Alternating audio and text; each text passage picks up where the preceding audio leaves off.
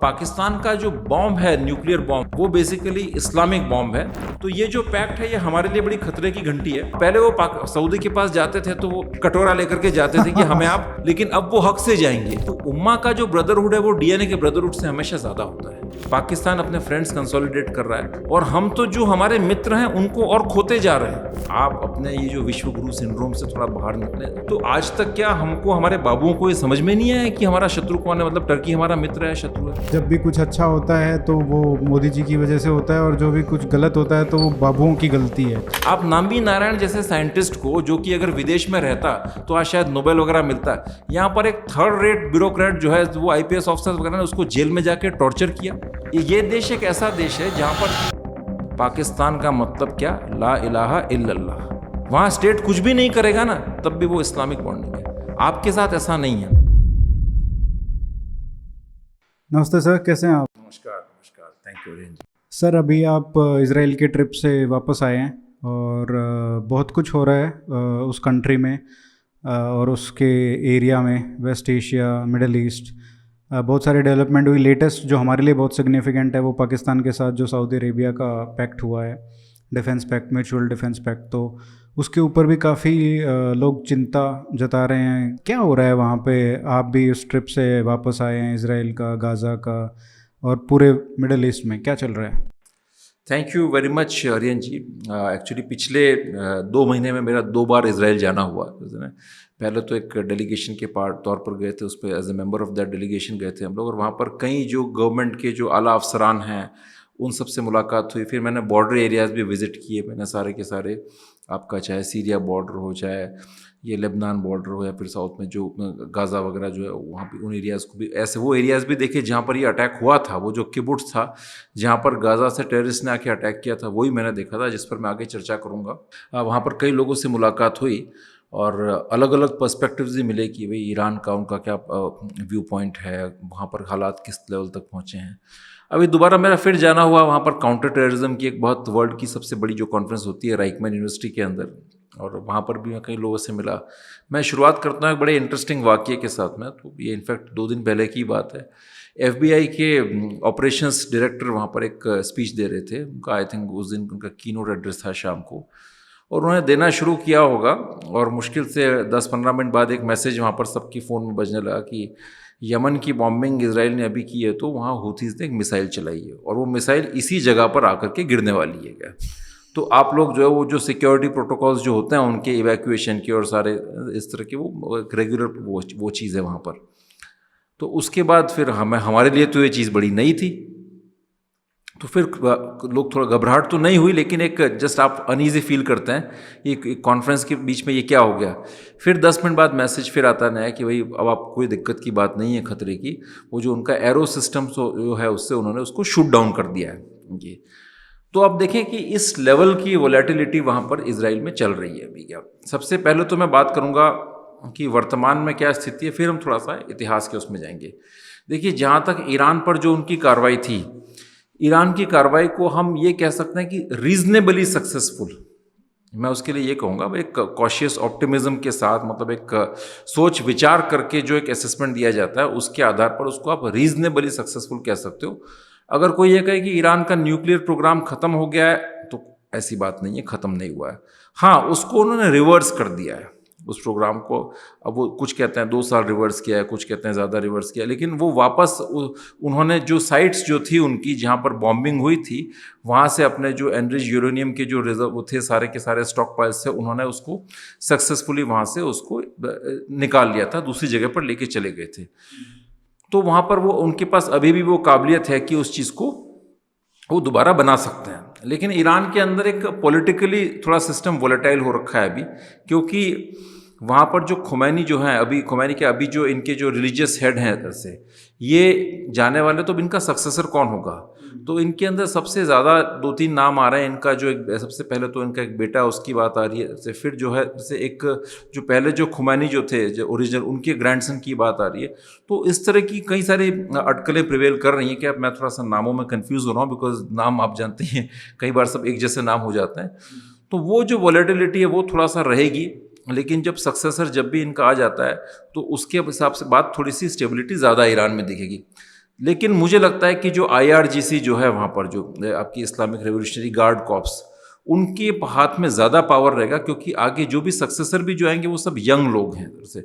और अगर खुमैनी का ग्रैंडसन आता है इधर से तो वो उसकी एक छवि अच्छी है, but he is also very young. तो और अभी जब वॉर के हालात बनते हैं चाहे किसी भी कंट्री में हो, तो आर्मी का और इस तरह का जो मिलिशियाज होती है इनका रोल बढ़ जाता है, तो वो रोल इसका IRGC का रहेगा। बट इधर से इजराइल जो है पूरी तरह से निश्चिंत नहीं है। उसे लगता है कि ईरान का खतरा अभी तक मंडरा रहा है और वो बढ़ रहा है, मतलब न्यूक्लियर वाला है। न्यूक्लियर वाला उनको वो उस तरह से, मतलब वो आश्वस्त नहीं हुए हैं, उनके लिए वो एक एग्जिस्टेंशियल थ्रेट है। जैसे हम अलग अलग फ्रंट्स पर बात करेंगे ईरान के।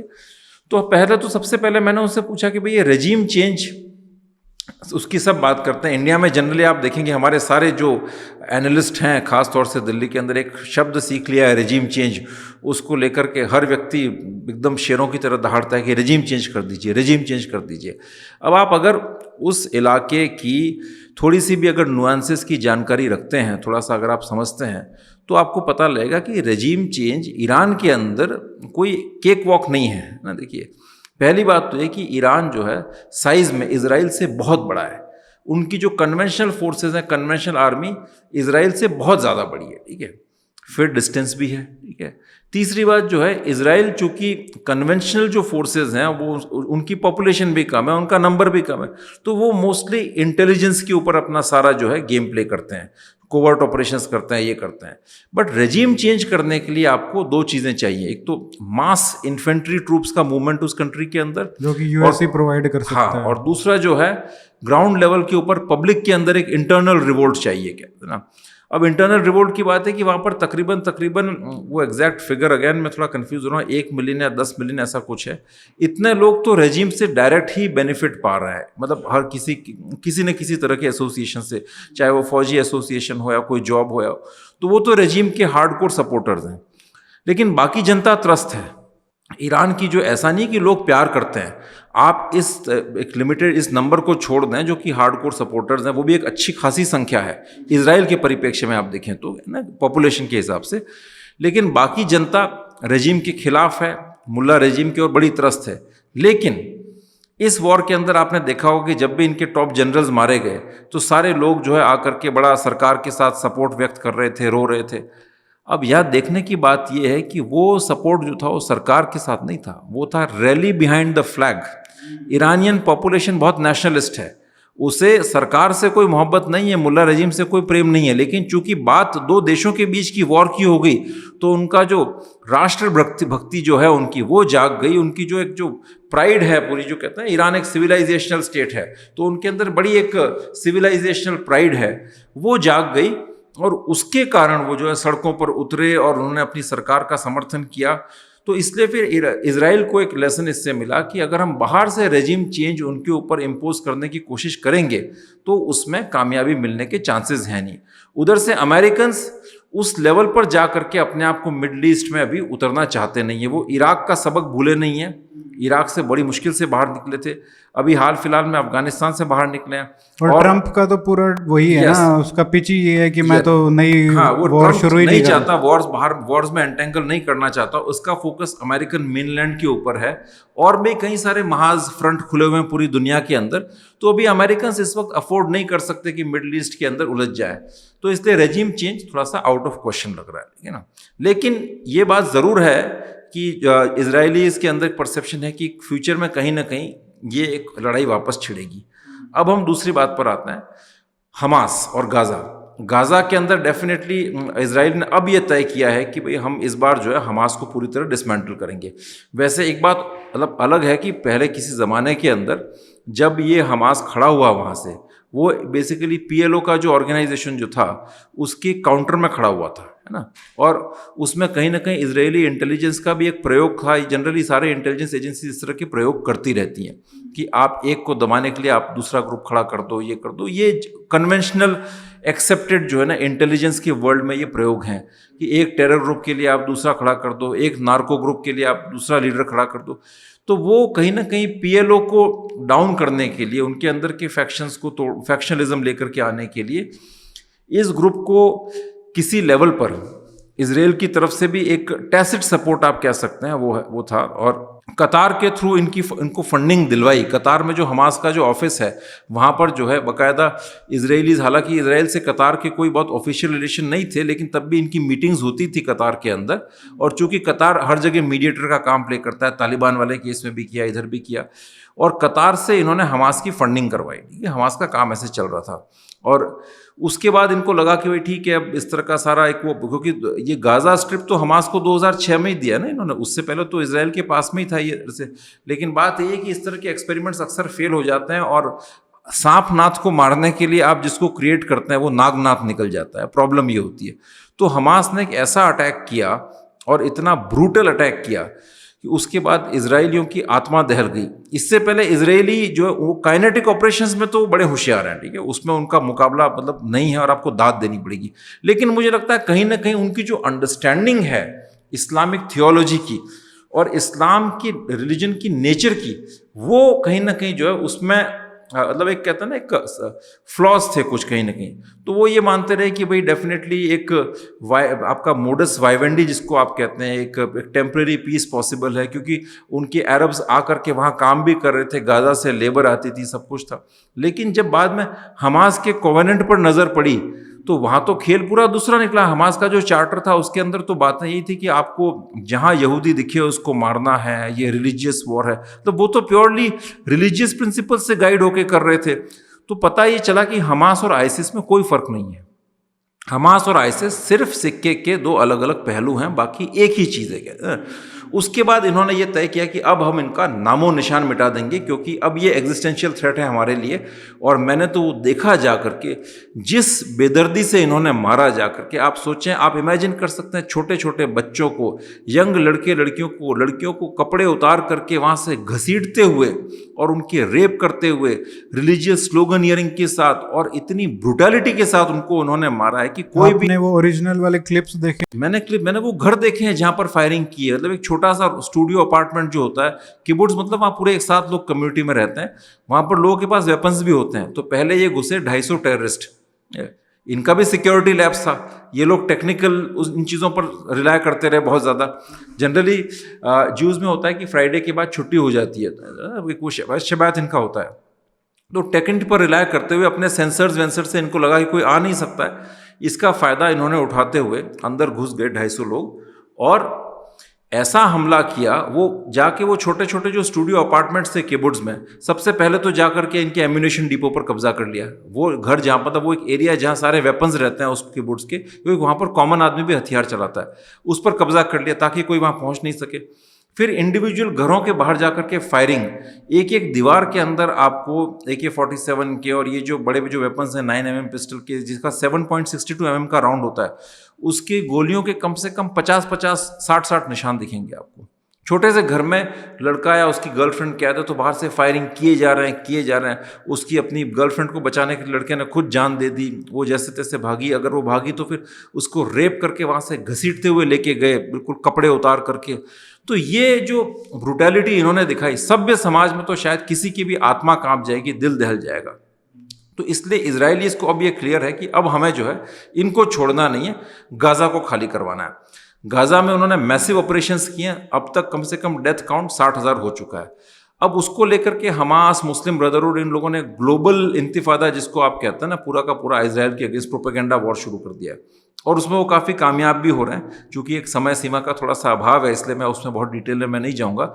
होता ये जनरली कि जो नैरेटिव वॉर होता है उसके अंदर जो कमज़ोर पक्ष होता है वो जब मरते हुए बच्चों की और ऐसी तस्वीरें दिखाएगा तो उसको उसका फ़ायदा मिलता है। शक्तिशाली व्यक्ति के साथ आदमी की सहानुभूति वैसे ही नहीं होती। बाहर से जो आदमी देता है उसकी सहानुभूति जो मिलिट्रीली वीक है, कमज़ोर है इकोनॉमिकली, उसी के साथ होती है। लेकिन इसका अर्थ ये नहीं है कि कोई मिलिट्रीली या इकोनॉमिकली वीक है तो वो व्यक्ति भी अच्छा है। अगर बात ये पाकिस्तान का ही हाँ, हमास को अगर इतना ही वो है तो वो क्यों नहीं छोड़ रहे हैं? ये लोग तो कह रहे हैं कि आप हॉस्टेजेस छोड़ दीजिए, उसके बाद कुछ पीस की बात करते हैं। वो हॉस्टेजेस छोड़ने को ही तैयार नहीं है। 20 हॉस्टेजेस जो बचे हुए हैं वो बच्चों को ह्यूमन शील्ड्स के तौर पर यूज़ कर रहे हैं, हॉस्पिटल से अटैक कर रहे हैं, ऑर्फनेजेस से अटैक कर रहे हैं, स्कूलों से अटैक कर रहे हैं। अब आप मुझे बताइए, जब आप सारी की सारी इस तरह की सीमाएं तोड़ देंगे, अगर किसी स्कूल में जा करके आतंकवादी फंस जाएं, अब वहाँ पर फौज या पुलिस अटैक करेगी, उसमें अगर आगे 10 बच्चे भी मर जाएं, ठीक है, करना ही पड़ेगा आपको। तो अगर आपको 100 लोगों की जान बचानी है तो आपको उन 10 बच्चों की कुर्बानी देनी पड़ेगी। एक कॉस्ट बेनिफिट एनालिसिस है, और उसके अंदर फिर ये उन छोटे छोटे बच्चों की जो है तस्वीरें उठा करके जब सोशल मीडिया पर भेजते हैं, वेस्टर्न यूनिवर्सिटी कैंपसेस के अंदर भेजते हैं, वहाँ से सिंपैथी वेव मिलती है, तो फिर मतलब एक बहुत ही गलत नैरेटिव इजराइल के अगेंस्ट क्रिएट होता है और लेकिन लोग इनके चक्कर में आ जाते हैं। तो अब ये कि अब उन्होंने गाजा में ग्राउंड ऑपरेशन शुरू कर दिए। ग्राउंड ऑपरेशंस को करना मुश्किल होगा, मतलब हालांकि वो कर रहे हैं, डिस्ट्रक्शन बहुत हुआ है गाजा के अंदर, पॉपुलेशन भी वहाँ पर कम नहीं है, पॉपुलेशन काफ़ी है, वो इजिप्ट की तरफ और अलग अलग जगह जा रहे हैं, लेकिन हमास का टनल नेटवर्क वगैरह अभी भी इंटैक्ट है काफ़ी। अभी कुछ दिनों पहले जेरूसलम में एक अटैक हुआ था, दैट मीन्स हमास फंक्शनल है, वाइब्रेंट है। तो ये ग्राउंड ऑपरेशंस में काफ़ी परेशानी आने वाली है, वो आगे बढ़ेंगे। लेकिन एक जो सबसे ज़्यादा मुझे जो खतरा दिख रहा है वो ये है कि जो इजराइल अभी कर रहा है ना, क्या है उससे अभी तो आपको ऐसा लग रहा होगा कि उन्होंने हिजबुल्लाह को भी ख़त्म कर दिया, सीरिया के अंदर भी जो एंटी इजराइल रेजिम थी वो चेंज हो चुकी है, और इनके अब्राहम अकॉर्ड्स के कारण सऊदी के साथ और यूएई के साथ रिश्ते अच्छे हैं, तो इजराइल बड़ी विक्टोरियस पोजीशन में आ गया। लेकिन ऐसा नहीं है, ऐसा बिल्कुल नहीं है।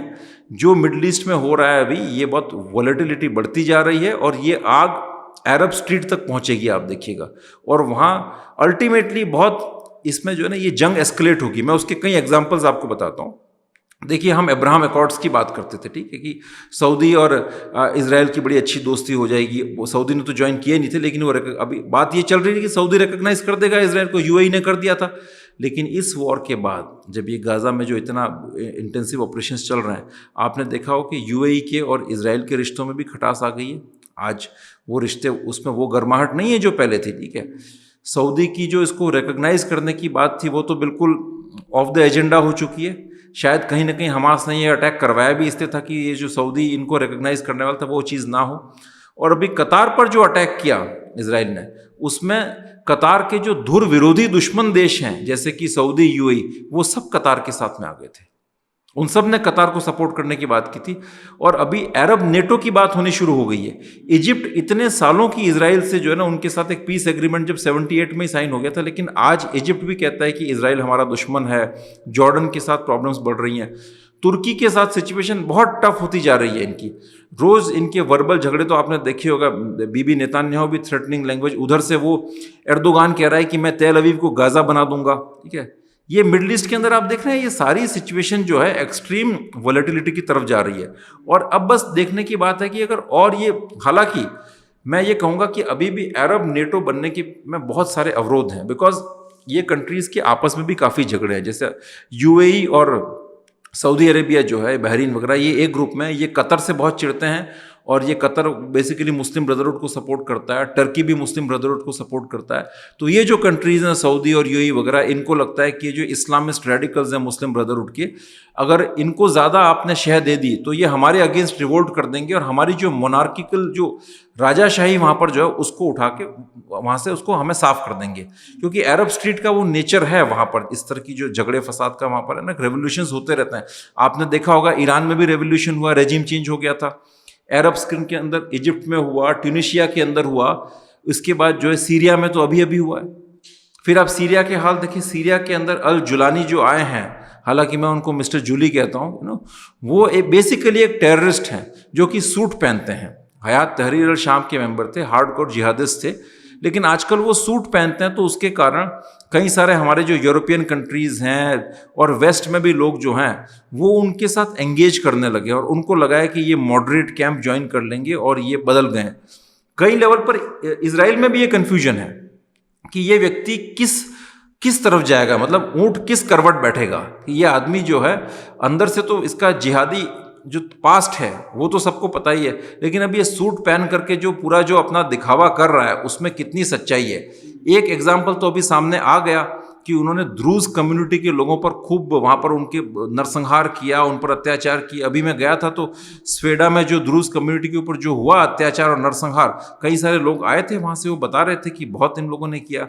ऐसे ही कर्ड्स वगैरह जो हैं वो भी माइनॉरिटीज़ इस तरह का फेस कर रही हैं, टर्की के हाथों फेस कर रही हैं, सीरिया के हाथों फेस कर रही हैं। तो और सीरिया में अभी भी इसके जो जुलानी के आने के बाद भी उम्मीद ये थी कि जो बासर असाद जो था, जो कि शिया था, वो ईरान के साथ मिला हुआ था, उसके हटने के बाद जो एक फ्रेंडली रेजिम आ जाएगी।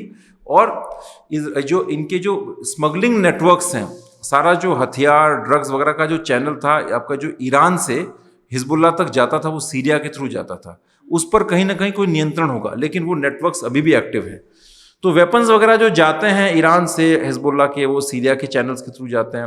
अब वो आपका जो ये जो वेस्ट बैंक है, गाजा में तो हमास का कब्जा है, वेस्ट बैंक के ऊपर PLO है, वहाँ पर भी लोगों को आर्म कर रहे हैं, वहाँ पर भी वेपन्स जा रहे हैं। तो ये सब चीज़ें इजराइल देख रहा है। तो सीरिया भी एक बेसिकली देखा जाए तो एक जिहादिस्ट रास्ते के ऊपर चल निकला है ना। तो अगर ये हम मान के चलें कि अगर इनके और तुर्की के बीच लड़ाई बढ़ती है, जो कि बढ़ रही है, तो कहीं ना कहीं मुझे लगता है ये जो अरब कंट्रीज़ हैं, जो प्रॉपर अरब कंट्रीज़ हैं, शायद इनको भी किसी न किसी लेवल के ऊपर जो है, किसी न किसी स्टेज के ऊपर यूनाइट होकर के इजराइल के अगेंस्ट आना पड़ेगा। और आप देखें, अगर ये जो अभी जो दौर चल रहा है, अभी आप मान के चलें, अभी कोई फर्म या प्रिसाइज कंक्लूजन देना मुश्किल है, बट एक मोटी मोटी बात मैं ये कहूँगा कि ये जो कॉन्फ्लिक्ट है, ये जंग, अलग अलग जो फ्रंट खुले हुए, ये यहाँ से आगे ही जाएगी ये ट्रेजेक्ट्री, और इसका विस्तार ही होगा, है ना। अब ऐसी स्थिति के अंदर आप सोचिए, जहाँ पर आपस में इतनी बिल्कुल तलवारें तनी हुई हैं, अगर कोई बड़ा टेररिस्ट अटैक हो गया अमेरिका के अंदर, अगर अमेरिका के अंदर, क्योंकि ISKP वगैरह बहुत एक्टिव हैं, IS इस्लामिक स्टेट, आप इस्लामिक स्टेट खुरासान प्रोविंस कहाँ पर एक्टिव है, पाकिस्तान अफगानिस्तान रीजन के अंदर। अल-कायदा और इस्लामिक स्टेट कहाँ एक्टिव है, अफ्रीका में बहुत ज़बरदस्त तरीके से एक्टिव हो रहे हैं, उनको सपोर्ट सिस्टम मिल रहा है। तो आप सोचिए, इतना एक इनके पास सपोर्ट सिस्टम है, अगर इसकी वजह से अमेरिका में या वेस्ट में कहीं कोई बहुत बड़ा टेरर अटैक हो गया, खास तौर से इस पीरियड के दौरान, तो फिर तो अमेरिका आग बबूला हो जाएगा और उसको इस जंग में कूदना ही पड़ेगा। और द मोमेंट अमेरिका एंटर्स और ये बड़े पावर्स का और इसमें इन्वॉल्वमेंट होता है, तो आप सोचिए ये बात कहाँ जाएगी। एक पार्ट मेरा छूट गया था पिछले सवाल के अंदर, वो था हिजबुल्लाह। तो हिजबुल्लाह का करंट स्टेटस, हिजबुल्लाह को वैसे तो काफ़ी उन्होंने डिसमेंटल किया है, डिस्ट्रॉय किया है, लिटानी रिवर के पीछे की तरफ धकेल दिया, लेकिन और अभी बात चल रही है हिजबुल्लाह को डिसआर्म करने की, वहाँ लेबनीज गवर्नमेंट भी यही चाह रही है, लेकिन फिर भी हिजबुल्लाह की स्ट्रेंथ है इंटैक्ट कहीं ना कहीं।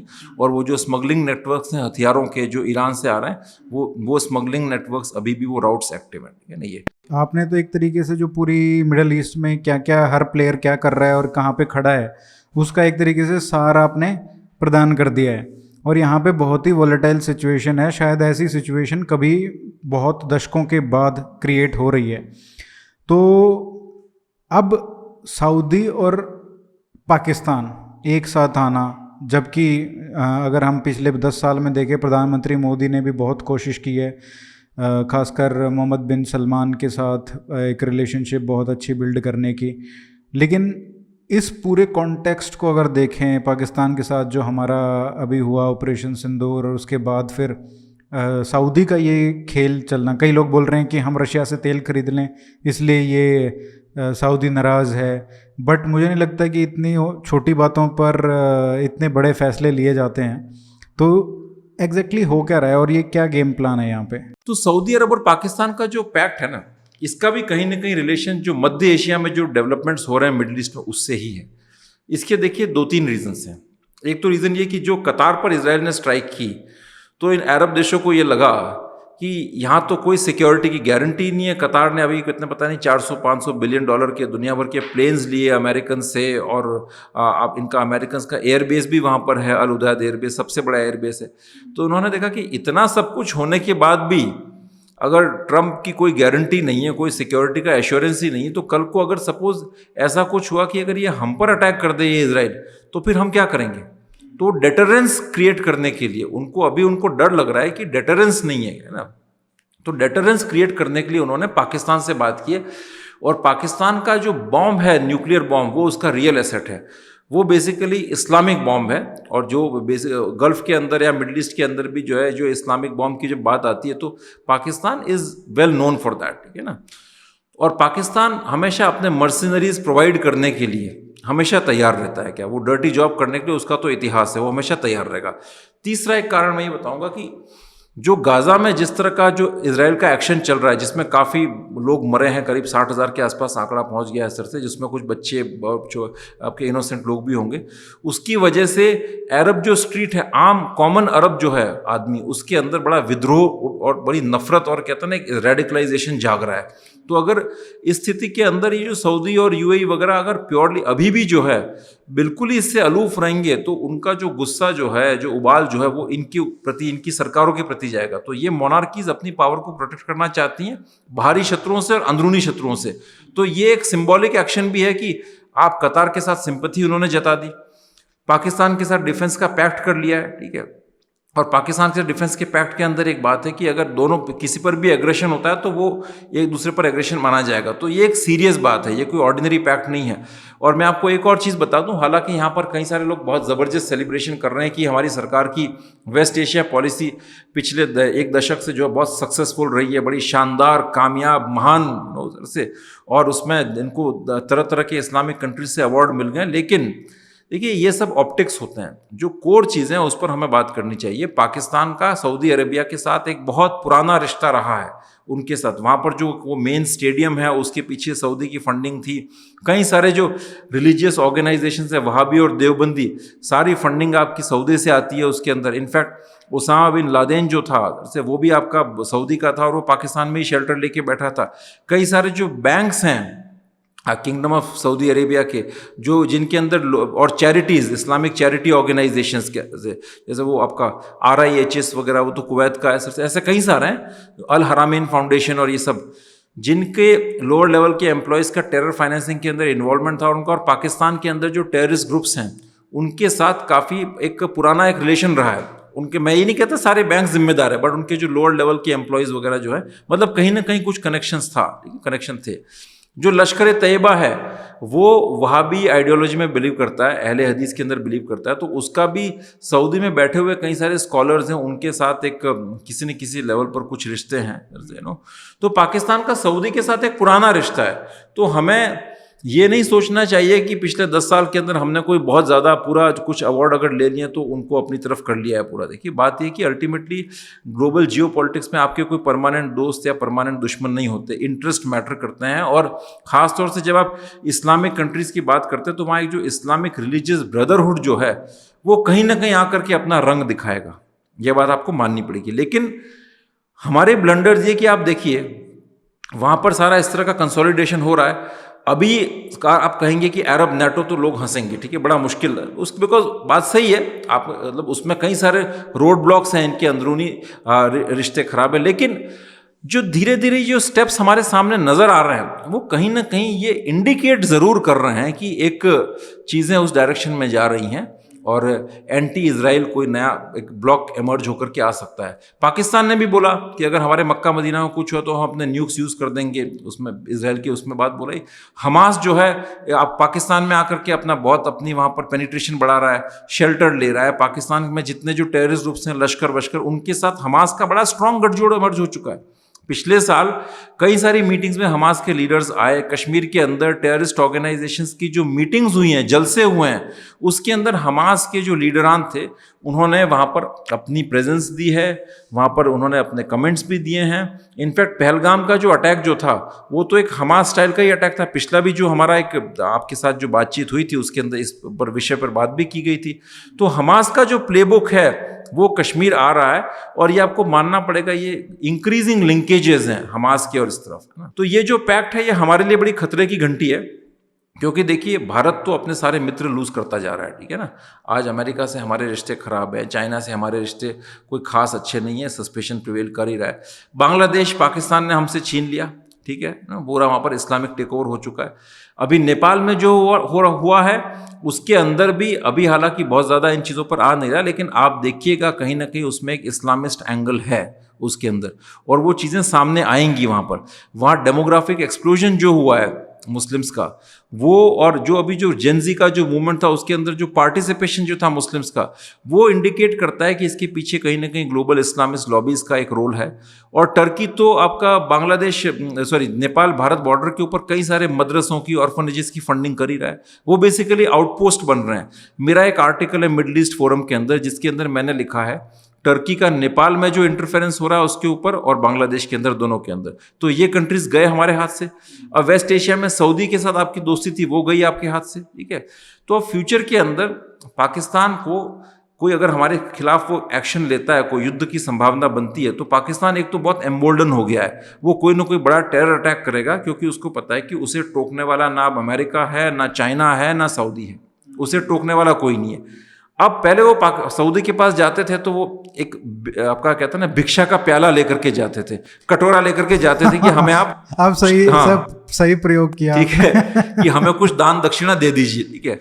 लेकिन अब वो हक से जाएंगे कि भाई हम तो सिक्योरिटी प्रोवाइड कर रहे हैं, डेटरेंस दे रहे हैं, तो अब जो है सऊदी से जो एड मिलेगी उनको, वो अपनी पूरी दादागिरी के साथ, और वो उस तरह की उनको एड मिलेगी। हालांकि सऊदी के पास मिलिट्री कैपेबिलिटीज इनएडिक्वेट है, वो तो दूसरों पर डिपेंडेंट रहते हैं, वो कोई आकर के उनके साथ लड़ने वाले नहीं है, हालांकि उसकी जरूरत भी नहीं है। ये एक मूर्खतापूर्ण आर्ग्यूमेंट हमारे यहाँ पर कई सारे एनालिस्ट दे भी रहे थे कि भाई सऊदी क्या बिगाड़ लेगा, वो अपनी फौज थोड़ी भेजेगा। Very idiotic and foolish argument. Saudi को फौज भेजने की, अगर फौज की उसमें अपनी काबिलियत होती तो पाकिस्तान के पास आता ही क्यों? सऊदी पैसा देगा पाकिस्तान को, और एक मॉरल सपोर्ट। सऊदी जो कि इस्लामिक वर्ल्ड का हेड है, उसका पाकिस्तान के साथ ऑफिशियली आ जाना एक तरह से दुनिया भर के मुसलमानों को कहीं ना कहीं पाकिस्तान के साथ रैली करता है। तो पाकिस्तान के हौसले कितने बुलंद हो जाएंगे। तो अगर कल को सपोज कोई एक्शन होता है, कोई बहुत बड़ा टेरर अटैक होता है, जवाब तो हमें देना ही पड़ेगा, बिकॉज हमने ये डिक्लेयर कर दिया है कि कोई भी टेररिस्ट अटैक जो है उसको हम एक्ट ऑफ वॉर मानेंगे। उसमें हमारे साथ कौन खड़ा होगा? हमारे साथ कोई खड़ा नहीं। अभी ऑपरेशन सिंदूर के अंदर आपने देखा था, हमारे साथ कोई खड़ा नहीं हुआ था। तो ये हालत भविष्य में भी ये हालत, उसके बाद तो सिचुएशन और ख़राब हुई है, सिचुएशन खराब हुई है बिल्कुल। लेकिन इसमें फिर वही बात आती है कि अगर ये सब जो बातें हम कर रहे हैं, और आपने कहा Israel versus basically Saudi plus Pakistan और सारी इस्लामिक कंट्रीज़ होंगी, तो इसमें बहुत बड़ा रोल है अमेरिका का। वो कहाँ खड़ा होगा? वो ऑब्वियसली इज़राइल के साथ खड़ा होगा, क्योंकि इज़राइल बेसिकली अमेरिका की स्ट्रॉन्गेस्ट आउटपोस्ट है मिडल ईस्ट में, मोस्ट रिलायबल पार्टनर, उसकी प्रेजेंस वहाँ पे वो फैसिलिटेट करता है। अब अगर अमेरिका जो कहेगा, वो पाकिस्तान और सऊदी वहाँ चलेंगे, या फिर वो उनके साथ चलेंगे जो बेसिकली इज़राइल के ख़िलाफ़ चलेंगे? तो ये बहुत बड़ा सवाल है, क्योंकि मुझे लगता नहीं कि सऊदी तो चलो थोड़ा साइड में रखते हैं, बट पाकिस्तान की उसकी औकात है कि वो मतलब यूएस के ख़िलाफ़ वो जाएगा, इस सेंस में कि ओपनली इज़राइल के ख़िलाफ़ बोलना ठीक है, बोलते तो वो हैं और पीछे से डील भी करते हैं, लेकिन जब एक्चुअल कुछ होगा तो सऊदी और पाकिस्तान जो बहुत क्लोज पार्टनर अब यूएस के भी हैं, तो वो कैसे ये सब वर्कआउट करेगा चीज़ें? उसी बात मैं वही एम्फेसाइज कर रहा था, उसी बात के ऊपर कि अभी जो वहाँ पर जो मैट्रिक्स पूरा जो है, उसमें इंटरकनेक्शंस बहुत ज़्यादा हैं, ओवरलैपिंग्स बहुत ज़्यादा हैं। इसलिए जो अरब नेटो का जो ख्याल है, वो अभी बहुत एक असंभव सी बात लग रही है। सऊदी के अमेरिका के साथ रिश्ते हैं, पाकिस्तान के अमेरिका के साथ रिश्ते हैं, अमेरिका इजराइल के साथ बड़े घनिष्ठ संबंध हैं, मजबूत संबंध हैं। जैसे अमेरिका के तुर्की के साथ संबंध हैं, तुर्की इजराइल आपस में लड़ रहे हैं, तुर्की के सऊदी के साथ रिश्ते खराब हैं, कतार और सऊदी की दुश्मनी है। तो ये ऐसे में कैसी मतलब अरब नेटो कैसे आएगा?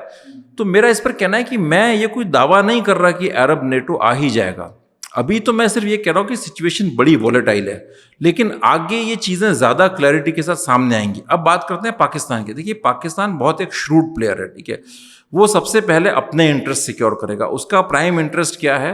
भारत को जूता मारना, भारत की गर्दन पर पाँव रखना। उसका मेन मोटिव जो है ना, वेस्ट एशिया ठीक है उसके लिए है, लेकिन जो एक कहते हैं ना, कश्मीर इज अवर जग्युलर वेन, जो दिल में जिस बात से दर्द उठता है वो है भारत, दिल में बसा है पाकिस्तान के ना। तो वो सबसे पहला उसका जो टारगेट रहेगा वो इंडिया रहेगा। पूरे कंट्री को वो भारत के नाम पर यूनाइट करते हैं। तो ये सारी सिचुएशन जब अगर जहाँ तक एंटी इंडिया पोजिशनिंग या एंटी इंडिया सैबोटाज की बात आती है, तो उसमें तो ये सारे कंट्रीज उसके साथ में ही है। अमेरिका भी जो है, आज जिस तरह के भारत के अमेरिका के साथ रिश्ते हैं, उसके हिसाब से मुझे लगता नहीं अमेरिका को कोई प्रॉब्लम होगी अगर पाकिस्तान इंडिया के अगेंस्ट कुछ करेगा। नहीं, वो तो एक्टिवली बोलेंगे उसको कुछ कर, और पीछे से प्लेयर्स के तौर पर करवाएं भी सही, ठीक है ना। वो तो यहाँ डिस्टेबलाइजेशन करेंगी। अब बात है सऊदी का, तो सऊदी तो अपने प्योरली अगर अपने इमीडिएट इंटरेस्ट देखेगा तो ठीक है, पाकिस्तान अगर कुछ कर रहा है इंडिया के अगेंस्ट तो वो अपना इंटरेस्ट देखेंगे। वो कोई बहुत, आप उनसे ये उम्मीद मत कीजिए कि वो गले बाहें फैला करके आपकी मदद में वो तो सपोर्ट में आ जाएंगे। लीस्ट आप ये एक्सपेक्ट कर सकते हो कि भाई वो स्टेटमेंट जारी कर देंगे कि वी हाँ, बस कंडेम ये। द फलाना दिकड़ा अटैक ऑन। उस स्टेटमेंट से कुछ निकलना नहीं है, क्योंकि मेन जो रिश्ते हैं पाकिस्तान और सऊदी के जो इस पैक्ट में, वो कुछ कॉन्क्रीट डिलीवरेबल्स पर हैं।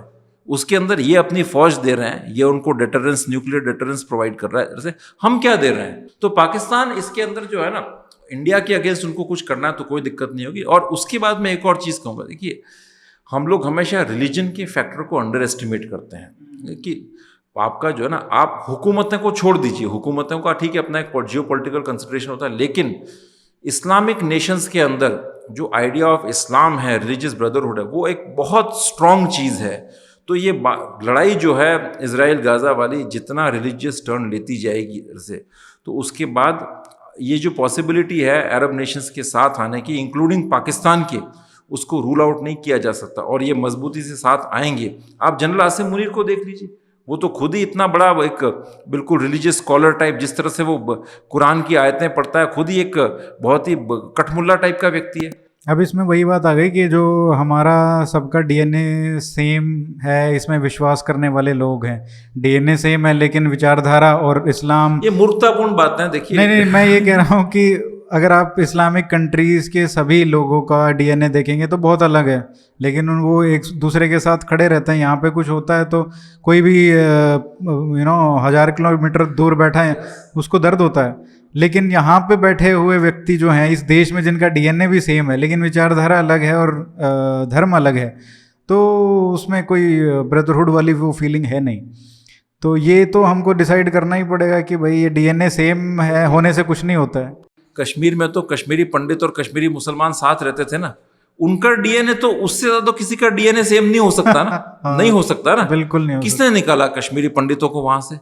कोई अरब से या फिर अमेरिका से सीआईए तो आई नहीं थी। उनको तो वहां पर वो जो मशहूर किस्से जो चलते हैं कि चावल के बोरे के अंदर गोली से मार दिया, फिर वो खून से सने हुए जो चावल खिलाए गए, उन्हीं सरनेम वाले लोग, उन्हीं के सरनेम वाले लोग, वही सरनेम मट्टू, बट, इस तरह से आके सारे के सारे काक और ऐसे ही सरनेम वाले, बस पीछे के नाम चेंज हो गए। किसी का मोहम्मद बट हो गया तो किसी का जो है कशिश बट हो गया।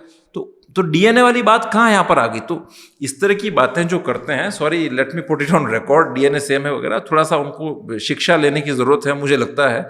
और ये एक बहुत ही कहीं ना कहीं उनको काउंटर टेररिज्म की, इस्लामिक स्टडीज़ को, इस्लाम को समझने की ज़रूरत है। देखिए आपको इस रिलीजन को समझना पड़ेगा क्या, क्योंकि देखिए बात यह कि अल्टीमेटली भारत में भी इस तरह की जब स्थिति आएगी, और आने की पूरी संभावना है, जो यहाँ पर जिस तरह से रेडिकलाइजेशन, पोलराइजेशन बढ़ रहा है, जिस तरह से आईसीसी, अलकायदा की आइडियोलॉजी का विस्तार हो रहा है, यहाँ पर भी वो दिन दूर नहीं है जो कन्हैया के हाल हुए या ऐसे स्थितियाँ जो बनी, उसकी पूरी संभावना है। आप देखिए अभी गाज़ा का जो ये वॉर चल रहा है, जगह जगह देश में सेलिब्रेशंस जो ईद के हुए, हर जगह है ना, गाज़ा के फेवर में नारेबाजी की गई, पोस्टर्स लहराए गए। और ये सिर्फ भारत में नहीं हुआ है।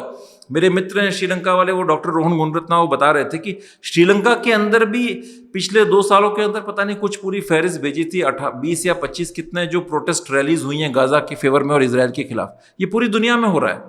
तो इसलिए जब बात करते हैं ना कि बात इस्लाम के अंदर, देखिए हम यहाँ डीएनए का कॉन्सेप्ट देते हैं। डीएनए एक बायोलॉजिकल कॉन्सेप्ट है, ठीक है ना, और इस्लाम में कॉन्सेप्ट है उम्मा का। उम्मा एक रिलीजियस कॉन्सेप्ट है, वो उसके अंदर इमोशंस हैं। तो उम्मा का जो ब्रदरहुड है वो डीएनए के ब्रदरहुड से हमेशा ज़्यादा होता है।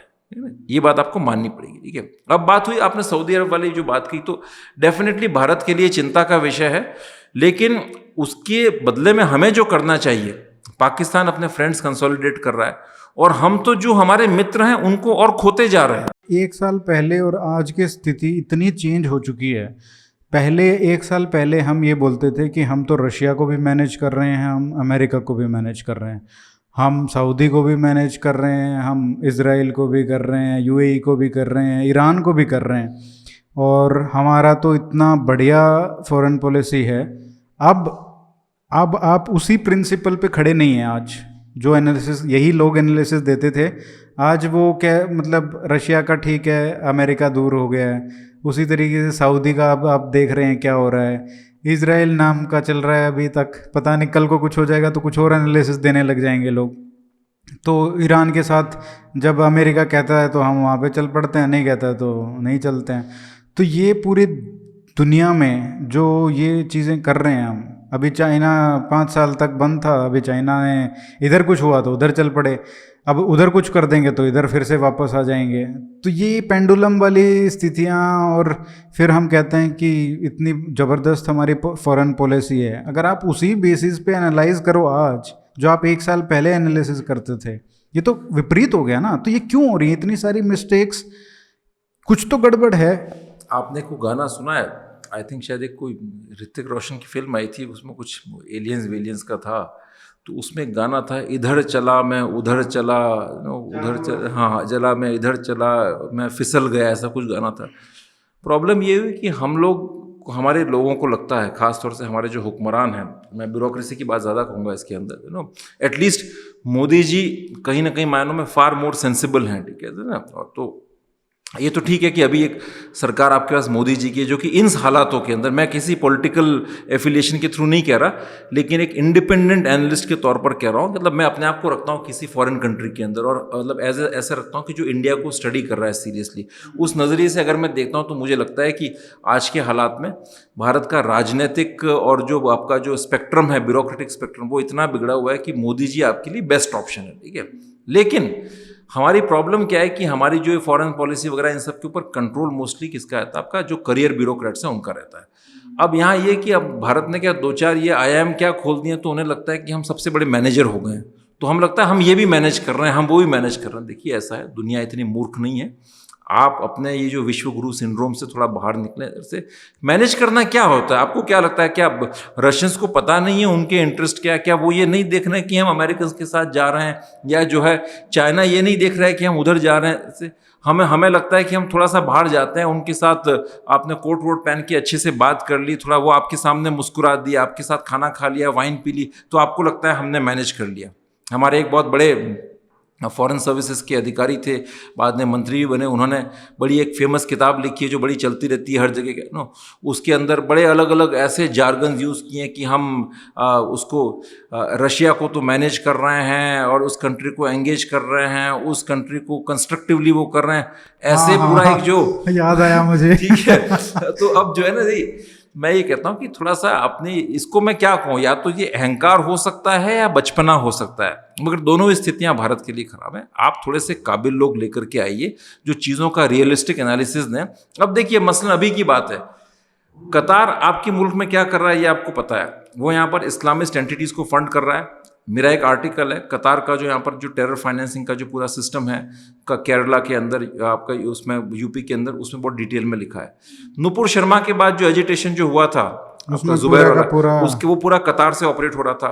टर्की आपके अगेंस्ट क्या कर रहा है आपको पता है, लेकिन हम लोग क्या करते हैं, कतार के ऊपर जब इजराइल ने स्ट्राइक की, सबसे पहले तो यहाँ से कोई स्टेटमेंट गया, ठीक है, ऐसे ना आपका वो ब्यूरोक्रेसी डिसाइड करती है जनरली ये स्टेटमेंट, फॉरेन सर्विस ब्यूरोक्रेसी। नहीं, ये मुझे लगता है कि ये भी हमको थोड़ा, ये हमने एक बहुत कन्वीनियंट तरीका ढूंढ लिया है मोदी जी की सरकार को क्रिटिसाइज करने का विदाउट नेमिंग हिम। हाँ। तो जब भी कुछ अच्छा होता है तो वो मोदी जी की वजह से होता है, और जो भी कुछ गलत होता है तो वो बाबुओं की गलती है।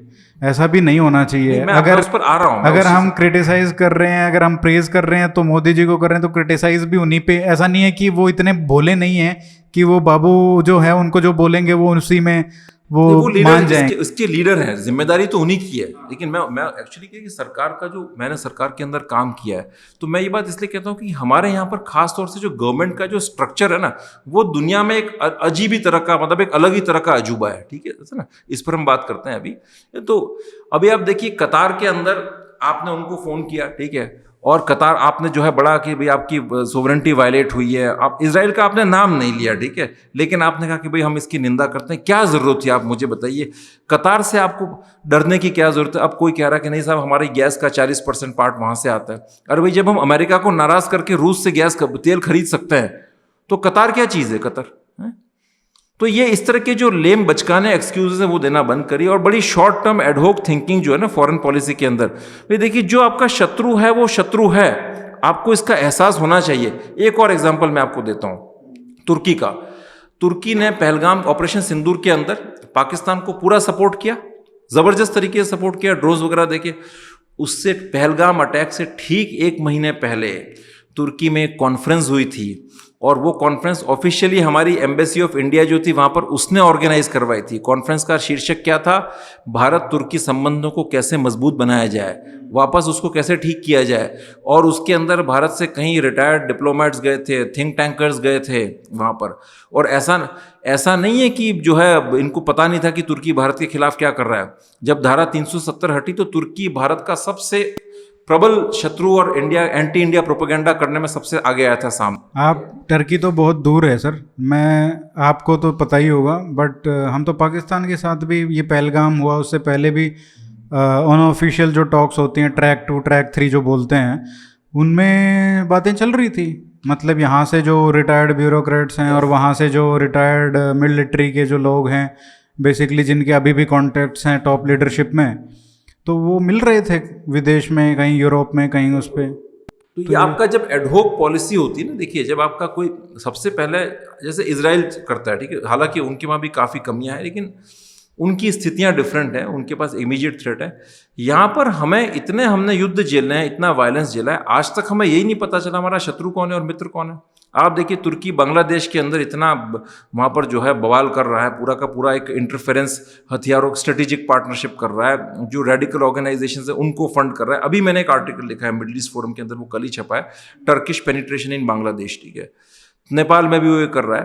तो आज तक क्या हमको, हमारे बाबुओं को ये समझ में नहीं आया कि हमारा शत्रु कौन है, मतलब टर्की हमारा मित्र है, शत्रु है।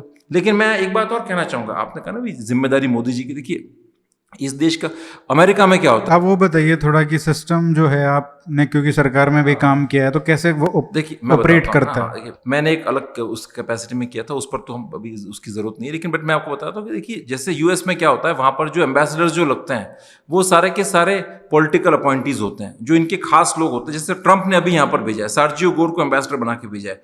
ये कोई करियर ब्यूरोक्रेट्स नहीं है, ये उनका विश्वास पात्र व्यक्ति होगा जो यहाँ पर एम्बेसडर बन करके आया है, पूरे साउथ सेंट्रल एशिया को कोऑर्डिनेट करेगा। इसका ट्रंप के साथ एक 1-on-1 इक्वेशन है, जो ट्रंप के दिमाग को समझता है, ट्रंप इसके दिमाग को समझता है, तो तारतम्य जो है वो एक परफेक्ट है। तो वहाँ पर वो सिस्टम है। यहाँ पर क्या है, हर चीज़ जो है ना मोस्टली वो करियर ब्यूरोक्रेट्स डिसाइड करते हैं, ठीक है।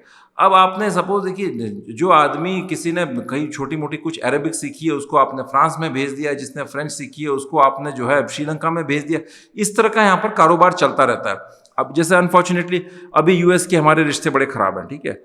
यूएस के अंदर हमारे जो लोग बैठे हैं वो किस तरह से चला रहे हैं डिप्लोमेसी को, आई मीन डेफिनेटली इस पर सवाल किए जाने चाहिए कि एम्बेसडर कितने क्रिएटिव हैं, क्या कर रहे हैं, लोगों को एंगेज कर रहे हैं नहीं कर रहे हैं। यहाँ तो रिटायर्ड एम्बेसडर्स को मतलब मंत्री बनाया जाता है, हाँ, और तो वहाँ पे बेसिकली जो आपके क्लोज हैं उनको एम्बेसडर बनाया जाता है। It's all political appointment. मेरी अमेरिकन से कई बार मेरी बात होती है इस बारे में, वो मैं उनसे यही पूछता हूँ कि भाई क्या मामला है, प्रॉब्लम क्या है इंडिया यूएस के बीच में, जब आप कहते हो नेचुरलाइज है, कन्वर्जेंस ऑफ इंटरेस्ट है। वो कहते हैं सर साहब आपको हैंडल करना नहीं आता हमें। सबसे पहला एग्जांपल क्या, रिपब्लिकन्स जो हैं ये ब्यूरोक्रेसी के खिलाफ हैं, बाय नेचर ही खिलाफ है। आपने देखा होगा ट्रंप की जो मेन लड़ाई थी वो किसके साथ थी, डीप स्टेट के साथ। डीप स्टेट को कौन बनाता है, ब्यूरोक्रेट्स बनाते हैं। तो ये ब्यूरोक्रेसी के खिलाफ है। अब हम यहाँ से उनसे बात करने के लिए हम भेज ही सिर्फ ब्यूरोक्रेट्स को रहे हैं।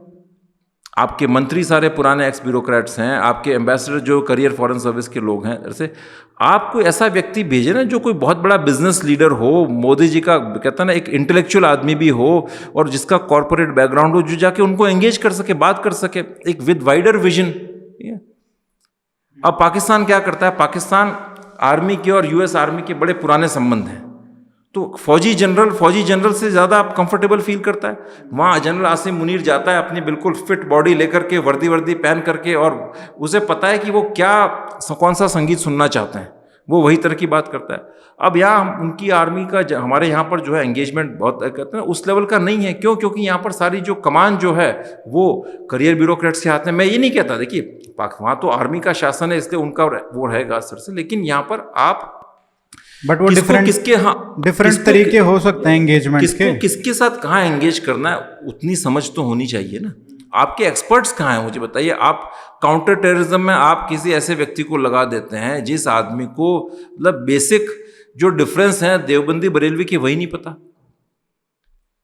मैं तो आपको बता रहा हूँ सी मैं बड़ा ब्लंटली बात कर रहा हूँ। मैंने कई सारे ऐसे लोग देखे जो खासतौर से नए जो आए हैं डिप्लोमेट्स वगैरह, उनके तो किसी कोई एक अफसर थे वो यूरोपियन किसी कंट्री के अंदर डिप्यूटी एम्बेसडर लगे थे, deputy chief of mission DCM। तो उन्होंने अपनी वो डाली थी, कोई ट्विटर पे डाला था, तो उसके अंदर ही ग्रामेटिकल मिस्टेक्स वगैरह, मतलब वो हमें वहाँ ज्वाइन करना पड़ा। अगर आप ग्लोबल लेवल पर प्ले करना चाहते हैं ना, देखिए अगर आप विश्वव्यापी खेल खेलना चाहते हैं तो फिर आपको कुछ स्ट्रेटेजिक एक्सपर्ट्स और स्ट्रेटेजिक थिंकिंग वाले लोग अपने साथ लाने होंगे। अगर टेम्पररी काम करना है, जो कि एक ब्यूरोक्रेसी का नेचर होता है, स्टेटस को इस शॉर्ट टर्म एडहोक, बिल्कुल एक कहते हैं ना सुपरफिशियल काम करें, लेकिन आपको लॉन्ग टर्म काम करना है तो आप उसको जिस व्यक्ति जो जिसके लिए सूटेबल है उसको काम दीजिए ना। देखिए ब्यूरोक्रेसी की अपनी ज़रूरत है। वो आप जिस तरह के एग्जाम से उसको रिक्रूट करते हैं, वो एग्जाम बेसिकली एक एवरेज माइंड के आदमी को रिक्रूट करने के लिए वो एग्जाम बना है, जो काफ़ी मेहनत कर सके और जिसका काम ऑर्गेनाइजेशन संभालना है। उसको इसके लिए रिक्रूट नहीं किया गया है कि वो बहुत बड़ी स्ट्रेटेजिक थिंकिंग करे, या कहते हैं ना इस तरह से आपका बड़े बड़े लेवल पर चीज़ों को एंगेज करे, फिलोसोफाइज करे। उसके लिए अलग तरह के लोग आपको लाने होंगे। तो अब क्या मतलब वे अहेड क्या है? जिस तरीके से सिचुएशन इतनी वॉलेटाइल हो चुकी है, इतनी सिचुएशन चेंज हो रही है कि अगले महीने हम ये सारी जो बातें कर रहे हैं, हो सकता है सारे रिलेशन ठीक हो जाएं या और भी गर्त में चले जाएं। तो क्या अब भारत को क्या करना चाहिए? What should be the way forward? पहले तो मैं कुछ मोटे मोटे कॉन्टूर्स बताऊंगा कि है ना, जो छोटे मोटे चेंजेस आते हैं रिलेशनशिप के अंदर क्या असर से, बड़े जो शॉर्ट टर्म, आई थिंक उनको देख करके हमें ये नहीं कंक्लूड करना चाहिए कि सब कुछ बदल गया। ठीक है, आप देखिए मोटी बात ये कि पाकिस्तान के साथ हम एक भीषण युद्ध की तरफ बढ़ते जा रहे हैं, विच इज़ फॉर श्योर। समय का फेर है, वो होना ही है क्या, और वो बड़ा डिसाइसिव वॉर होगा। ठीक है ना, वेस्ट एशिया के अंदर भी अब जो इजराइल और इनके बीच में अब जो होगा, अब वो बड़ी डिसाइसिव बात होगी, अब निर्णायक बात होगी, क्योंकि अमेरिका की भी अब वो स्थिति नहीं है कि वो बहुत ज़्यादा, जिस तरह से अमेरिका को चैलेंज मिल रहा है ग्लोबली, अलग अलग फ्रंट खुल रहे हैं, इकोनॉमिकली टेक्नोलॉजिकली चैलेंज मिल रहा है, तो अमेरिका भी शायद कुछ सालों बाद उस स्थिति में ना हो कि इजराइल को उस तरह से वहाँ सपोर्ट कर सके। तो वहाँ पर भी एक निर्णायक बात होगी। ठीक है, चीन के साथ भारत का वो जो जियोपॉलिटिकल राइवलरी है वो चलेगी। ठीक है, सिविलाइजेशनल नहीं, जियोपॉलिटिकल राइवलरी है, और मुझे नहीं मानता ऐसे कोई भी कारण आ गए कि जिससे कोई अचानक प्यार उमड़ा है। ठीक है, जो अभी आप देख रहे हैं वो टैरिफ वॉर वगैरह के चक्कर में, तो वो एक बहुत मतलब टेम्परेरी टाइप की चीज़ है। चाइना कोई भी वॉर होता है फ्यूचर में वो पाकिस्तान की मदद करेगा, चाहे वो real time intelligence, satellite imagery, data वगैरह उस तरीके से करेगा। अमेरिका और भारत के बीच में जो मैं मानता हूँ मोटा मोटा कॉन्टूर्स ये रहेंगे कि आपके बीच में कोई बहुत ज़्यादा प्यार मोहब्बत तो होगी नहीं। ठीक है, बिकॉज बेसिक जो मिसअंडरस्टैंडिंग वाले फ्रिक्शंस हैं वो हैं। ठीक है, वो रहेंगे, वो बढ़ गए हैं। ठीक है, ट्रम्प की कुछ इंडिविजुअल जो माइंडसेट है उसकी वजह से वो सारी चीज़ें रहेंगी। ये जो कोवर्ट एक्टिविटीज़ हैं इंडिया के अगेंस्ट, जो डिस्टेबलाइजेशन वगैरह, वो भी वहाँ से होंगी।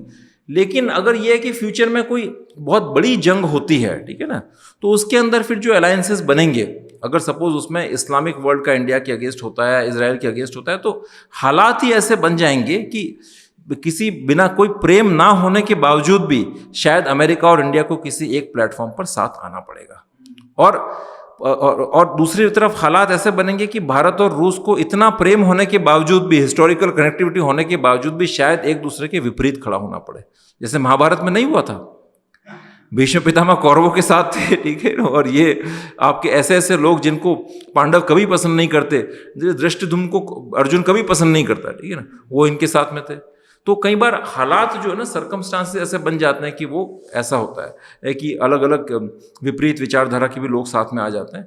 बट अभी मुझे लग रहा है, देखिए हमारे यहाँ पर कई सारे लोग हैं जो इस तरह के अभी भी समझ नहीं है, अभी भी उनको अकल नहीं आ रही है। वो ये खुशी मनाते हैं कि भाई देखिए सारे बाहर डिस्ट्रक्शन हो जाएगा, वो सब बर्बाद हो जाएंगे तो हम खड़े हो जाएंगे। चाइना के अंदर से चाइना को अगर आइसोलेट हो जाएगा, यूएस राइवलरी बढ़ेगी तो वहाँ से इन्वेस्टमेंट यहाँ आ जाएगा, अमेरिका टैरिफ लगाएगा तो वहां से यहाँ आ जाएगा। बहुत ही सिंपलिस्टिक चीजें हैं, जैसे अभी H1B का इन्होंने एक नया वो डाला है कि $1 लाख का जो उनको तो अब लोग क्या कह रहे हैं यहाँ पर, मैंने देखा बहुत बढ़िया चीज हुई है ये हमारे लिए। अब तो बस इंडिया में आ जाएगा सारा टैलेंट। मैं आपको एक चीज बताता हूँ कि जो शेरपा थे G20 के, उनका नाम बोल रहा हूँ, अमिताभ कांत, उन्होंने कहा कि अब तो सब कुछ इंडिया में आ जाएगा। देखिए ये बहुत शैलो थिंकिंग है, आप समझिए इसको, मतलब आप ऐसे एनालिसिस मत दीजिए कि जग हंसाई हो। ठीक है भाई, मुझे बताइए यहाँ पर ये है ना कि भाई बाहर बुरा होगा तो हमारा अच्छा होगा, ये एक बहुत रिएक्टिव थिंकिंग। ऐसे मुल्क प्रोग्रेस नहीं करते। आपके अपने एफर्ट्स क्या हैं? आपकी शिक्षा के अंदर कितनी प्रॉब्लम्स हो रखी हैं, आपके एजुकेशन सेक्टर के अंदर, आपकी गवर्नेंस के अंदर कितनी प्रॉब्लम्स हो रखी हैं। बेचारा बाहर से कोई डॉक्टर साइंटिस्ट यहाँ पर आएगा, उसकी लाइफ को डिग्निटी क्या है यहाँ पर। आप नाम्बी नारायण जैसे साइंटिस्ट को, जो कि अगर विदेश में रहता तो आज शायद नोबेल वगैरह मिलता, यहाँ पर एक थर्ड रेट ब्यूरोक्रेट जो है, वो IPS ऑफिसर वगैरह ने उसको जेल में जाके टॉर्चर किया। ये देश एक ऐसा देश है जहाँ पर हम बात करते हैं स्टेम ग्रेजुएट्स की। चाइना में स्टेम ग्रेजुएट्स आपसे ज़्यादा हैं, बहुत लिस्ट आती है ना कि अब चाइना के अंदर स्टेम ग्रेजुएट्स ज़्यादा हैं, इंडिया से बहुत ज़्यादा है, अमेरिका में ज़्यादा है, भारत में तो बहुत कम है।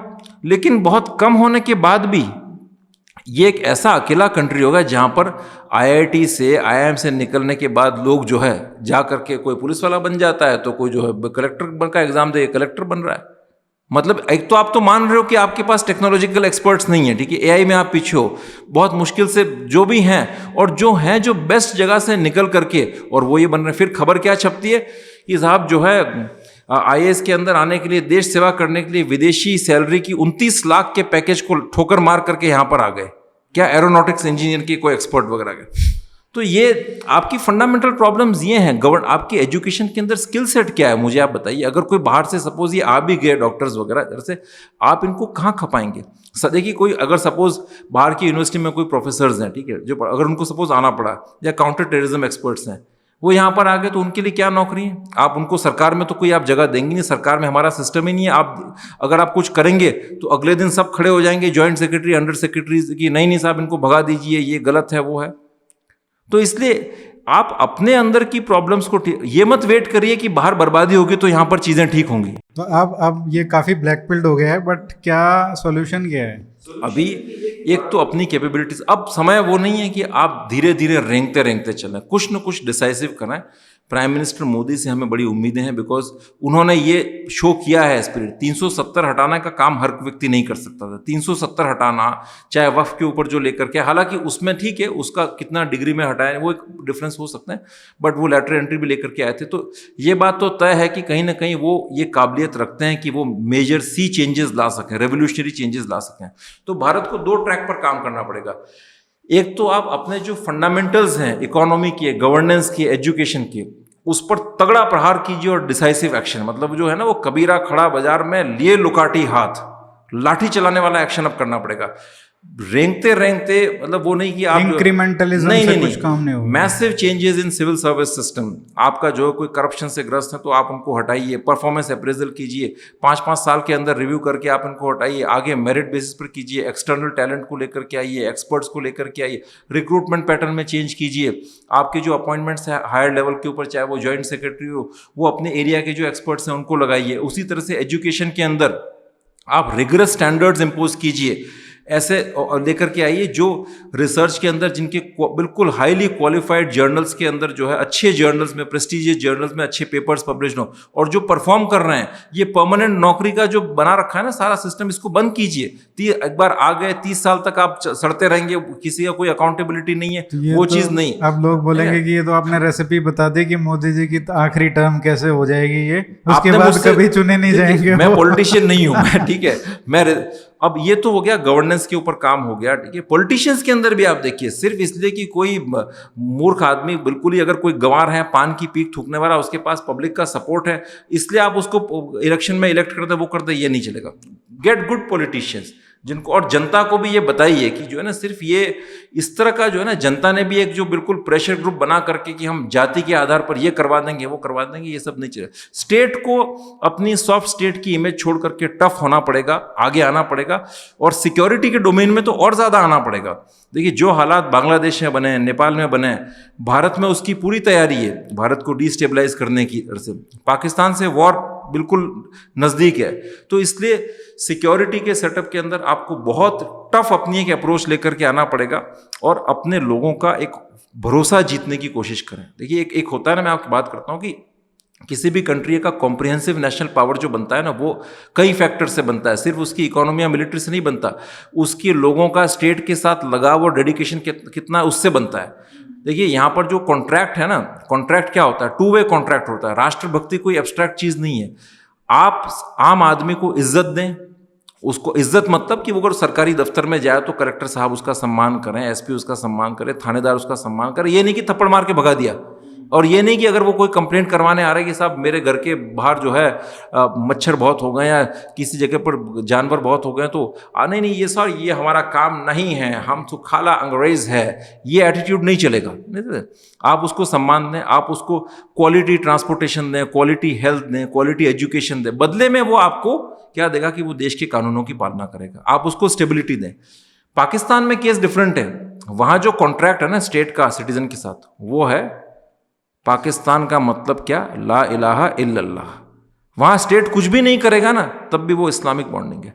आपके साथ ऐसा नहीं है, आपकी डाइवर्सिटी है, बहुत सारी लिंग्विस्टिक रीजनल डाइवर्सिटी है, सब कुछ है। तो आपको मजबूती से आ करके कुछ, भारत को अभी कठोर दवा की जरूरत है, मेरा ये मानना है। और मतलब एक ही व्यक्ति है अभी तो जो दिख हाँ, रहा है वो प्रधानमंत्री मोदी जी के बाद कोई सक्सेसर का भी बहुत एक बड़ा प्रश्न है। नहीं कोई नहीं है, वो तो हमको इसको वो नहीं करना चाहिए, सॉफ्टली नहीं बोलना चाहिए, दूर दूर तक उसका 10% भी नहीं है कोई। तो और देखिए, और कई तरह के मैं आपको बता रहा हूँ, अब स्टेट को इसलिए मजबूत होना पड़ेगा बिकॉज आपके देश के सिस्टम, हमने एक ऐसा सिस्टम किया जो अभी भी बहुत कॉलोनियल है, ठीक है। यहाँ पर जो सिविल सर्विस सिस्टम है आपका, वो कॉलोनियल सिस्टम की लेगेसी है, तो हमने बात की, हमने किया था पूरा, ठीक है। अब सरकारी अफसर का बच्चा कहाँ पढ़ता है विदेश में, आम आदमी का बच्चा कहाँ पढ़ता है किसी सरकारी स्कूल के अंदर, उनको क्या है कि, तो ऐसे में होता क्या है ना कि देखिए, जब उनको पता है कि वो एक प्रिविलेज क्लास है जो 30-40 साल की नौकरी है, पावर्स हैं, कोई छूने वाला नहीं है। कल को आई थिंक शायद यूपी में कहीं पर एक फैसला आया है कि कुछ 4 सीनियर बड़े अफसर थे, IAS अफसर, करप्शन के केस में इन्वॉल्व थे, स्टेट ने उनको जांच करने की भी परमिशन नहीं दी। आप जब इतनी इम्यूनिटी प्रोवाइड करेंगे तो फिर उनकी क्या, करप्शन के भी हौसले खुल जाते हैं। तो उसमें क्या होता है कि जो इंडिया के एनिमी पावर्स हैं, चाहे वो कतार हो, टर्की हो, इनके अंदर अपने इनरोड्स बनाते हैं, पैसा देके खरीदने की कोशिश करते हैं। तो आप जो, क्योंकि हम बात तो करते हैं चाइना या अमेरिका का इन्फ्लुएंस हमारी ब्यूरोक्रेसी में, बट कतर जैसी कंट्रीज और जैसी कंट्रीज, इस्लामिस्ट लॉबीज हैं, उनका इन्फ्लुएंस बहुत है। जो आप इंटरनल सेबोटाज देखते हैं ना, इंटरनल सेबोटाज सिर्फ इसलिए नहीं होता कि यहाँ पर जो है हमारी फॉरेन पॉलिसी वीक है या फिर जो है आपका जो है ना क्या नाम, पॉलिटिशियंस को जानकारी नहीं है। कई बार इंटरनल सेबोटाज बड़ा डेलिब्रेट होता है। ऐसे आपके सिस्टम के अंदर लोग हैं जो बिकाऊ हैं और खरीदने के लिए ज़्यादा खर्च करने की ज़रूरत नहीं है। अभी देखिए, अभी कुछ दिनों पहले आई थिंक एक न्यूज़ आई थी, पता नहीं किसी स्टेट सर्विस का अफसर था, क्या था, टॉपर था वो, 15,000 रुपये 15,000 रुपये में भी ईमान बेचने को लोग तैयार हैं। तो फिर जो है ना, ये बाहर वालों के लिए बहुत ही फर्टाइल प्ले ग्राउंड है। तो स्टेट को लाठी लेकर के क्रैकडाउन करना पड़ेगा। आपने नहीं किया तो आपके पास ज़्यादा वक्त नहीं है। काफ़ी गंभीर सिचुएशन है और अगले बहुत सारे साल जो आने वाले हैं बहुत ही वॉलेटाइल होने वाले हैं। मैं एक और चीज़ में लास्ट में कहना चाहूँगा, हालांकि मुझे पहले बोलनी चाहिए थी, आप चाहें तो उसको इंक्लूड कर सकते हैं, कि ये जो इजराइल पैलेस्टाइन का कॉन्फ्लिक्ट है ना, इसके अंदर जो लोग अभी नोशंस बनाते हैं, उसमें एक चीज़ लोगों के लिए जानना बड़ा ज़रूरी है। देखिए 1800s में 1900s में वहाँ पर जो ज़ायनिस्ट मूवमेंट है उसके जो लोग थे, उन्होंने वहाँ पर आकर के ज़मीनें लेकर के वहाँ पर अपना आना शुरू किया, ठीक है। ये एरिया फर्स्ट वर्ल्ड वॉर के बाद पैलेस्टाइन जो है ब्रिटिश मैंडेट था, ठीक है, 47 तक ब्रिटिश मैंडेट रहा। वहाँ पर ये अरब्स आकर के जो जूइश सेटलर्स से उनके खेतों में काम करते थे, वहाँ पर काम करते थे, ठीक है। उसके बाद जो है, जब ब्रिटिश मैंडेट 47 में ख़त्म हुआ तो यूएन ने कहा कि हम इसको 2 टेरिटरीज में बांट देंगे, जूइश स्टेट एंड इस्लाम, आपका मुस्लिम स्टेट, अरब स्टेट। इसके लिए यहूदी मान गए थे, ज्यूज मान गए थे, लेकिन अरब्स ने, उसके आसपास जितने भी स्टेट थे ना, जॉर्डन, लेबनान, इराक, सीरिया वगैरह, उन्होंने डिसाइड किया, उन्होंने कहा अपने लोगों को वहाँ पर जो अरब सेटलर्स थे कि 2 दिन के लिए इस एरिया से निकल जाओ। उन्होंने यूएन की बात मानने से मना कर दिया कि हम जो है आपका ये जो पार्टीशन का फॉर्मूला उसको नहीं मानेंगे। आज जो 2 स्टेट सोल्यूशन की बात करते हैं कई सारे लोग, ठीक है, तो पहले यहूदी तो मान गए थे, उन्होंने उस वक्त मना कर दिया और कहा कि आप 2 दिन के लिए निकल जाओ यहाँ से, हम अटैक करेंगे और उनको भगा देंगे। वो उल्टा पड़ गया। अब वो अटैक किया, लेकिन उन्होंने अपना 78% पूरा एरिया पर कब्जा कर लिया, उसके बाद मना कर दिया। हर बार ऐसा ही हुआ है। हाँ, वो हर बार युद्ध लड़ते हैं और फिर हारते हैं और फिर उनका एरिया, इजराइल का एरिया और एक्सपैंड हो जाता है कि अब हम नहीं आने देंगे। और बात तो सही है, देखिए हर देश भारत के जैसा थोड़ी होता, जहाँ होठों पे सच्चाई रहती है, जिस देश में गंगा बहती है, हर देश तो वैसा होता नहीं है। बिना खड़क बिना ढाल, जहाँ आज़ादी मिलती है, बिना ढाल जहाँ आज़ादियाँ मिल जाती हैं। तो फिर वो उसके बाद उनको आने दिया, इसको नकबा कहते हैं इस इंसिडेंट को। हालांकि जो पैलेस्टीनियंस हैं ना, अरब्स हैं, वो ये कहते हैं कि नहीं, हमको तो मार पीट के भगाया गया, ये इस पर बड़े नोशंस चलते हैं, लेकिन ये एक सच्चाई है, मतलब एक मेजर पार्ट, कि इनको कहा गया था कि आप हटिए। और एक और वर्ड में एक और चीज़ बताऊँगा, ये जो वर्ड जो है ना पैलेस्टीन, ये भी बड़ा एक कॉन्कॉक्टेड टर्म है। बेसिकली सबसे पहले इसको रोमन्स वगैरह ने यूज़ किया था, जो वहाँ पर जो ट्राइबल सेटलर्स थे बेसिकली पेगन्स थे, वो यहूदियों के दुश्मन थे, तो एक डिरोगेटरी वर्ड था फिलिस्टीन, मतलब है ना, उस तरह से यूज़ किया था उस एरिया के लोगों के लिए। और ये जो अभी तो इसको पीएलओ ने आकर के, यासर अराफात ने ये शब्द लिया है 64 में, उससे पहले तो था ही नहीं है, वो तो अरब थे, और ये सब अरब ही हैं सारे। इनके आप नाम देखें, किसी का अबू मासरी, किसी का फला अबू, कोई अबू, तो सब सारे अरब्स हैं। तो ये पैलेस्टाइन वर्ड ही अपनी एक ऐसी आइडेंटिटी, सेक्युलर आइडेंटिटी क्रिएट करने के लिए वर्ड लिया, ताकि जो आपका जो लेफ्ट लिबरल तबका जो है ना यूनिवर्सिटीज वगैरह में जो है, वो इसके इन्फ्लुएंस में आ जाए। हम लोग तो इंडियंस हैं, हम लोग उसको एक इंडिपेंडेंट तरीके से देखते हैं। बेशक वहाँ पर जो है ना, जो कार्रवाई हुई है पिछले साल 1.5 साल के अंदर, बहुत कत्ल हुए हैं, ठीक है, लोग भी मरे हैं, बच्चे भी मरे हैं, डिस्ट्रक्शन काफ़ी है, ह्यूमैनिटेरियन सिचुएशन देख के आपका भी दिल पिघलने लगता है। लेकिन बात यह कि जब हमास जो जैसे जो टेरर ग्रुप्स हैं, इन्होंने कंडीशंस ही ऐसी क्रिएट कर दी कि कोई करे क्या। कोई, मैं मानता हूं कि डेफिनेटली कुछ ज़्यादा भी है, मतलब कहते हैं ना, कुछ इसमें अति हो सकती है इजराइल की तरफ से। उनको भी ये रास्ता नहीं मिल रहा है कि इस वॉर से निकले कैसे। कहीं ना कहीं बेंजामिन नेतन्याहू की अपने भी पॉलिटिकल कंपल्शंस हैं वॉर को कंटिन्यू करने के। मुझे लगता है कि इंडियंस को इस तरीके से इसको सोचना चाहिए कि जिस तरीके से पाकिस्तान बार बार आतंकी हमले करता था और हम कुछ नहीं कर पाते थे, तो हम उस बैकग्राउंड से आते हैं। और इस हमले में जो अक्टूबर में हुआ था पिछले 2023 में, तो उसमें इजराइल ने कितने 3,000-4,000 लोग खोए, 2 या 3,000। उनकी पॉपुलेशन के हिसाब से अब आप देखिए कि 85-90 लाख की उनकी पॉपुलेशन है, उसमें से अगर 2-3 हज़ार, हाँ, तो हमारे 140 करोड़ के देश में अगर 40 लोगों पे भी कुछ होता है, हाँ, तो हम चाहते हैं कि पनिशमेंट मिले और प्रोपोर्शनल नहीं, डिसप्रोपोर्शनल मिले। तो फिर वहां पर तो क्यों नहीं? अभी तो मतलब वो प्रोपोर्शनेट वाला नंबर भी नहीं आया है वहां पे, बट उस तरीके से हमको सोचना चाहिए। आप इनफैक्ट जो अभी कतार वाला इशू था ना, उसमें इजराइल ने भी वही किया था कतार में जो हमने किया था, जो हमास के जो कैंप्स थे उन पर अटैक किया हमने। पाकिस्तान में ऑपरेशन सिंदूर में क्या किया, बहावलपुर वगैरह में जो इनके कैंप्स। ये मुझे समझ में नहीं आता, कतर के साथ जो रिलेशनशिप है हमारा और ब्यूरोक्रेसी का, कह लो, चाहे मोदी जी ने भी जिस तरीके से ट्वीट किया, मतलब वो एक तरीके से बहुत ही वीक दिखाना अपने आप को उनके सामने, वो मुझे समझ में नहीं आता क्यों है। इसका कारण तो क्या है, बिकॉज हम लोग तो बाहर बैठे हैं, सिस्टम की अंदरूनी जानकारियां हमारे पास है नहीं, लेकिन अनेक कारण हो सकते हैं। जो एज ए एनालिस्ट जो मेरी अंडरस्टैंडिंग है उसके हिसाब से मैं ये कहूँगा कि शायद ये नहीं करना चाहिए था। भारत को अब एक लॉन्ग टर्म थिंकिंग के साथ आगे आना चाहिए, अपने मित्र और शत्रुओं को पहचानना चाहिए। और बात यहाँ पर कोई ऐसा नहीं है कि कोई आपका कोई निजी प्रेम है इसराइल के साथ, है ऐसे नहीं। आपके इंटरेस्ट क्या है, जियोपॉलिटिक्स इंटरेस्ट पर चलती है। अगर ठीक है आपके इंटरेस्ट अगर कतार के साथ अलाइन करते हैं तो आप उधर भी जाएं, हमें कोई प्रॉब्लम नहीं। अगर भारत के राष्ट्रीय हित कतर के साथ अलाइन करते हैं तो आप उनके साथ जाएं, लेकिन समस्या ये कि नहीं करते हैं। और वही है ना कि मतलब हर किसी के साथ करने का, बेसिकली जो स्ट्रेटेजिक रिलेशनशिप हर किसी के साथ जोड़ने का, मतलब किसी के साथ भी नहीं जुड़ पा रही है। वही हो रहा है, स्थिति वही हो रही है कि आप किसी के साथ भी जुड़ नहीं पा रहे। चलिए माना कई सारे मैटर्स के अंदर, ठीक है, यूक्रेन वाला वो वॉर हमारा नहीं है, ठीक है, उसके लिए हम क्यों गोरों के दबाव में आकर स्टैंड है। लेकिन ये जो इशू है कतार वाला, ये तो हमें इम्पैक्ट करता है ना, वो तो हमारे यहाँ भी गड़बड़ी करने की कोशिश कर रहे हैं। नहीं सर, काफ़ी वोलेटाइल सिचुएशन है और चीज़ें बहुत तेज़ी से चेंज हो रही हैं। तो नेक्स्ट टाइम जब हम बैठेंगे तो एक हो सकता है बहुत ही अलग ही सिचुएशन पे बात कर रहे हो। थैंक यू सो मच, आपने इतना टाइम दिया। एज ऑलवेज बहुत ही एजुकेटिंग होता है आपका ये कॉन्वर्सेशन आपके साथ। Thank you.